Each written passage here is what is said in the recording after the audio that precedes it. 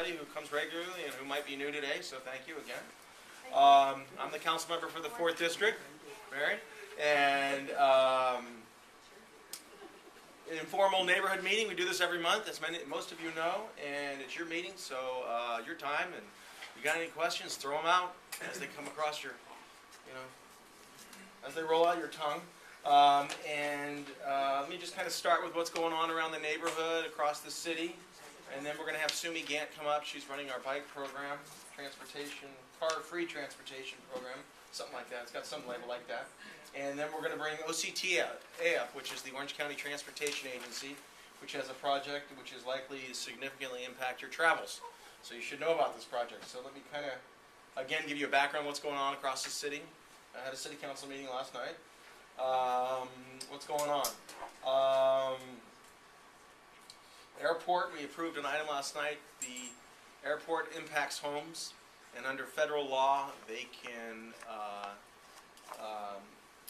soundproof, for lack of a better word, certain homes in a certain area that are impacted at to a certain level of noise, so we approved that. That's good.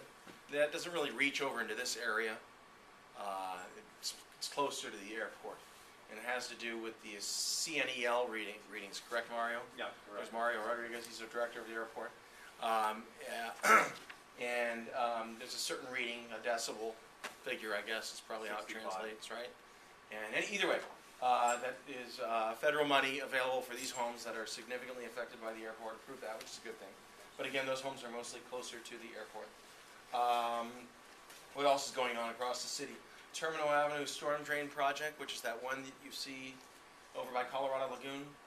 It kind of tears up, the ground as you head west towards Redondo. That's going to continue, and you're going to see it go all the way up to Redondo in the next several months. So that'll continue to impact the community. Snowday, we moved that to the 19th because we had a 100% chance of rain on the day we had scheduled. And then there was no rain. It was kind of a nice day. It would have been a perfect snow day. Oh well. Oh well. We're going to have a better one. That's what we're going to do. Have a new bank, a new Chase Bank over there in the Los Altos Center, right on the other side of the mobile gas station, which is a good thing. Moved right in.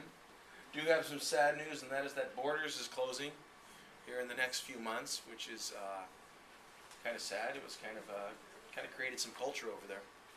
That's kind of unfortunate, kind of place you could hang out. I know a lot of people did hang out there.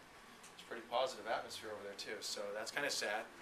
I've called a couple of real estate guys myself, seeing what we can do. Some people who represent retailers, and then the individual who will likely represent the property owner in a future lease, and told them, hey, the city's here to help, the city's here to support you, get anyone in there that's a quality tenant. And he said he's actually had a couple calls, because the demographics there are such that it would be attractive to certain retailers. So we'll see what happens over there. They're closing the one right here and the one downtown, and probably, 200 others across the nation.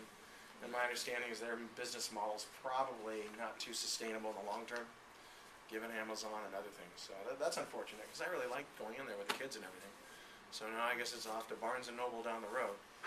But we'll see what kind of retailer has interest in moving in there, and we'll support them, for sure. What else is going on? That is pretty much it around the town, across the city.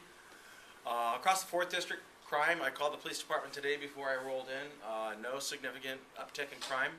Just lock your doors, lock your cars. Things I've noticed in the area, a couple homeless floating around. So what we're trying to do is get we have a crew that they're designated, and it's the multi-service center, which is on the west side of the city, and they offer. I should get them in here actually, because we have an interesting model.